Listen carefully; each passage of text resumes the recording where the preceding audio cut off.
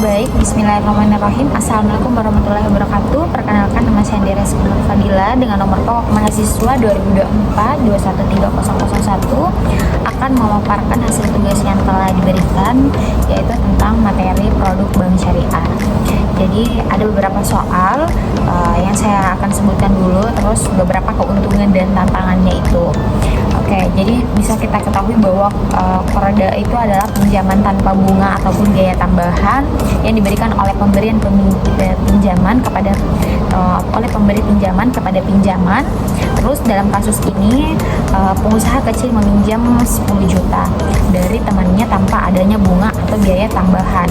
Jadi secara keuntungannya itu peminjaman dapat memperoleh modal usaha tanpa biaya tambahan. Terus kedua, pemberi pinjaman dapat membantu pengusaha kecil tanpa mengharapkan keuntungan material. Oke, secara tantangan, peminjaman harus memastikan kemampuan bahwa untuk mengambilkan pinjaman tepat waktu.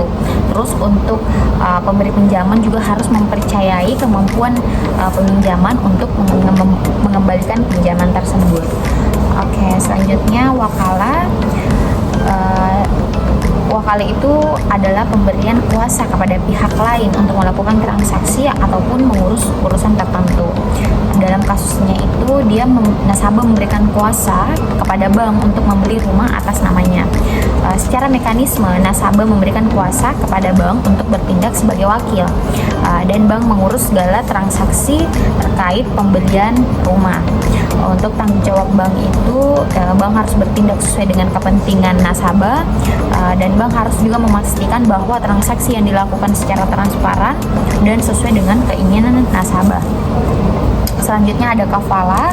Kafalah itu adalah jaminan yang diberikan oleh pinjaman kepada pihak lain untuk menanggung kewajiban tertentu. Dalam kasus ini Ahmad menjadi penjamin bagi saudaranya yang meminjam uang dari bank. Jadi konsepnya ini, Ahmad menanggung segala kewajiban saudaranya jika saudaranya tidak mampu membayar. Jadi risiko yang dihadapi Ahmad, dia harus menanggung segala kewajiban saudaranya jika saudaranya tidak mampu membayar, serta Ahmad juga harus memastikan bahwa saudaranya memiliki kemampuan untuk mengembalikan uang tersebut.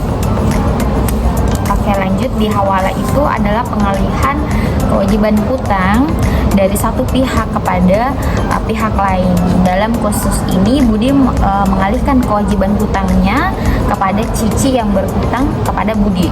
Jadi prosesnya itu Budi mengalihkan kewajiban hutang kepada Cici, dan Cici harus menyetujui pengalihan kewajiban hutang tersebut. Adapun syarat-syarat yang perlu dilakukan itu, pihak-pihak yang terlibat harus menyetujui pengalihan kewajiban hutang. Terus untuk jumlah hutang yang dialihkan harus sama dengan jumlah yang dimiliki oleh Cici kepada Budi. Oke, lanjut. Yang kelima itu adaran, adalah jaminan yang diberikan oleh pinjaman kepada pemberi pinjaman untuk menanggung kewajiban tertentu. Dalam kasus ini petani menggadaikan traktornya senilai 15 juta kepada lembaga keuangan untuk mendapatkan pinjaman. Jadi prinsipnya itu traktor dijadikan sebagai jaminan sampai pinjaman dilunasi. Terus pemilik traktor harus memastikan bahwa traktor tersebut tidak digunakan tanpa izin dari lembaga keuangan. Terus hak dan kewajibannya, pemilik traktor memiliki hak untuk mendapatkan pinjaman dan mengembalikan traktor setelah pinjaman dilunasi. Terus untuk lembaga keuangan memiliki hak untuk menahan traktor sebagai jaminan sampai pinjaman dilunasi. Oke, yang terakhir itu ada sarf, yang dimana kasusnya itu bisa kita ketahui bahwa tukar menukar mata uang yang dilakukan secara spot atau langsung. Dalam kasusnya itu perusahaan menukar 100 juta ke dolar as di bank.